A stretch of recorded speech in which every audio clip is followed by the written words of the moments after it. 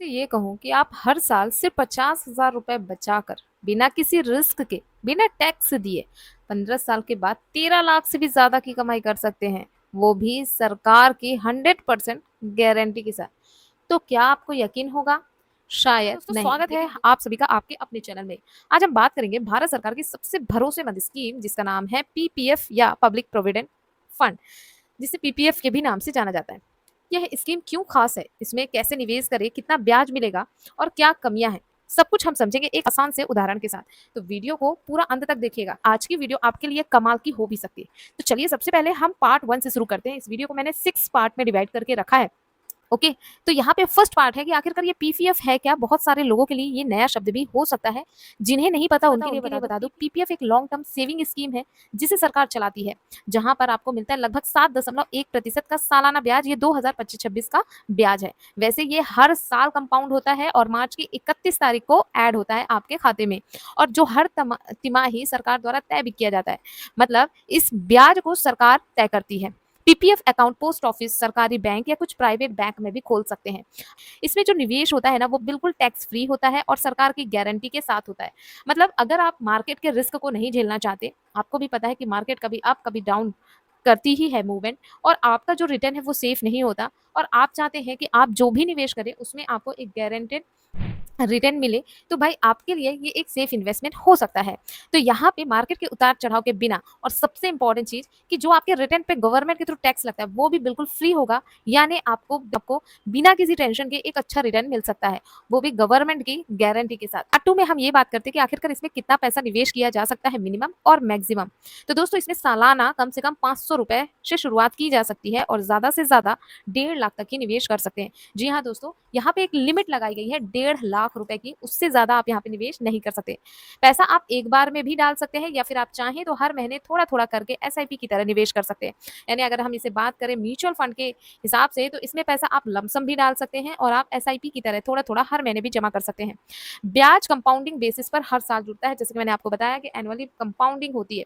अब ये कंपाउंडिंग होती क्या है, देखिए दोस्तों, मान लीजिए आपने पहले साल पैसा जमा कर दिया 50,000 रुपए, जिस पर 7.1% के हिसाब से सालाना जो ब्याज बनेगी 3,550 रुपए की बनेगी।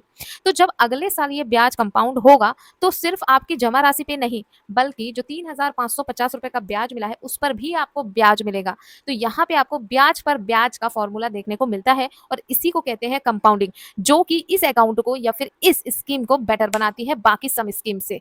तो यहाँ पे अब हम एक उदाहरण से समझते हैं कि यदि किसी व्यक्ति ने 50,000 रुपए जमा करना शुरू किया, और आप यहाँ पे हर साल 50,000 रुपए जमा करते हैं, तो आपको ब्याज किस हिसाब से मिलेगा और 15 सालों के बाद आपकी वैल्यू कितनी होगी।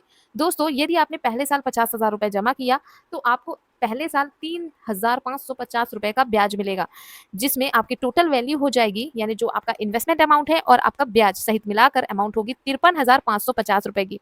आपको बता दूं, ये जो अमाउंट है ये एक रिस्क फ्री अमाउंट है। उसके बाद दूसरे साल 1 लाख रुपए हो जाएगा कुल जमा, जिस पर 7,500 रुपए का ब्याज मिलने वाला है, क्योंकि यहाँ पे ब्याज पे भी ब्याज मिल रही है, जिससे आपका अमाउंट यानी टोटल वैल्यू हो जाएगी 1,07,050 रुपए की।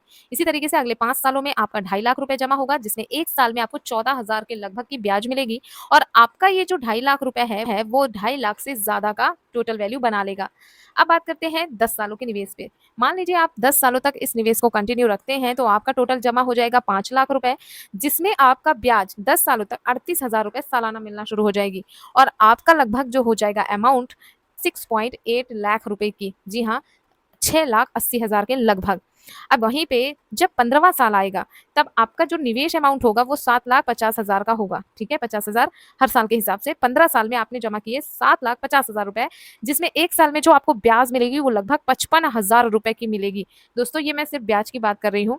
एक साल में 55,000 रुपए का सिर्फ आपको ब्याज ही मिलेगा। ठीक है, और आपके टोटल फंड की वैल्यू हो जाएगी 13,50,000 के लगभग। तो यहाँ पे देखा, आपने अपने पैसे को, आपने अपनी कमाई हुई पूंजी को एक सेफ जगह निवेश किया, जहां पे कोई बाजार का रिस्क नहीं है, बिना किसी उतार चढ़ाव के आपको एक अच्छी गारंटेड रिटर्न मिल रही है। तो ये एक सरकारी स्कीम है जहां पर आपको कंपाउंडिंग की पावर देखने को मिलता है।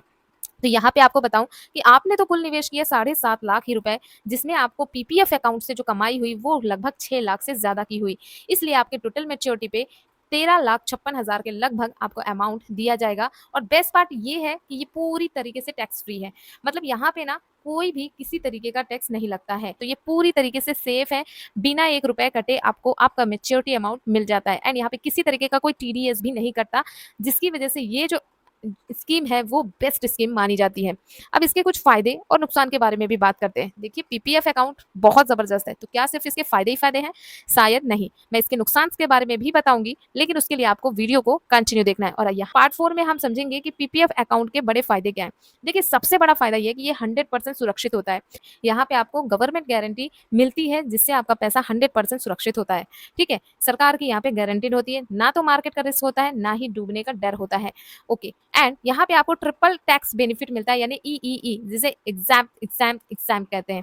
अब ई बेनिफिट कैसा है? जैसा कि मैंने आपको ऑलरेडी बताया कि ना तो निवेश में टैक्स, ना तो इंटरेस्ट में टैक्स और ना ही मैच्योरिटी अमाउंट में टैक्स।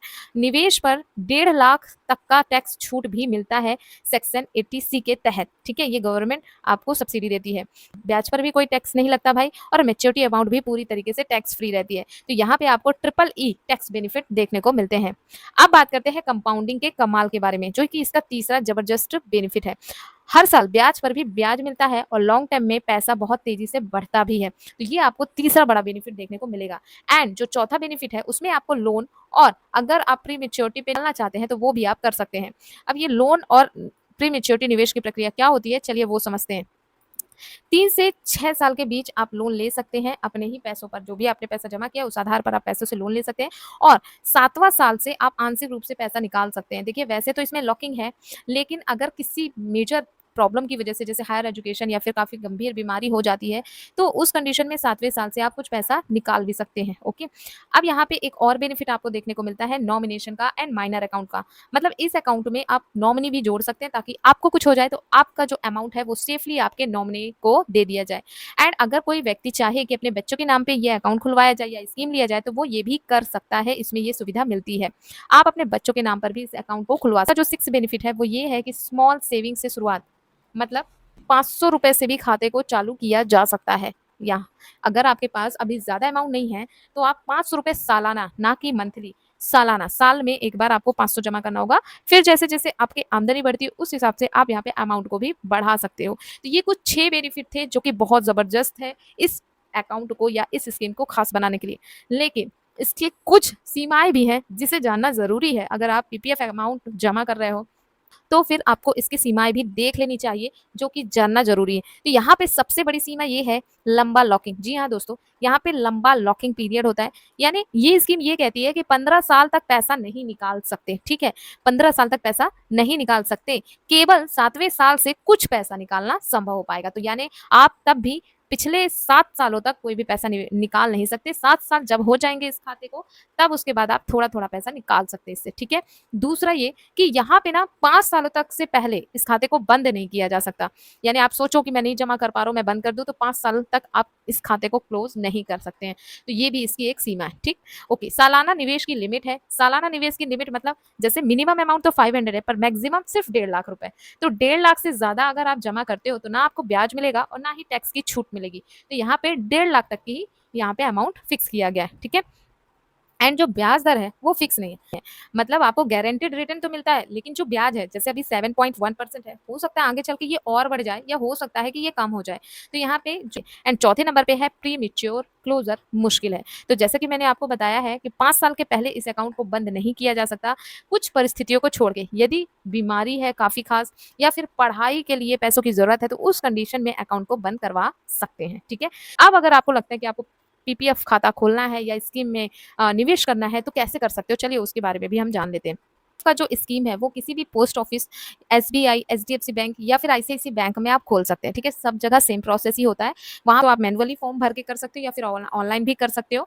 ठीक है, तो यदि आपका नेट बैंकिंग है या मोबाइल ऐप है तो आप घर से भी खोल सकते हो, और यदि नहीं है तो आप जाओ वहां पे और पीपीएफ का फॉर्म लो, वहां पे डॉक्यूमेंट सबमिट करो और आप वहां पे इस अकाउंट को ओपन कर सकते हो। अब डॉक्यूमेंट में क्या क्या लगेगा, तो Aadhaar card, PAN card, passport size photo और एक फॉर्म लगेगा। ठीक है, जो कि पीपीएफ का फॉर्म होता है। इस तरीके से आप आसानी से पीपीएफ अकाउंट को खुलवा सकते हो। ठीक करती हूँ, आज की वीडियो आपके लिए बहुत ही हेल्पफुल रही होगी। वीडियो अगर हेल्पफुल है, लाइक शेयर जरूर। ऐसी इन्फॉर्मेटिव वीडियोस के लिए चैनल को सब्सक्राइब कर सकते हैं। थैंक यू दोस्तों।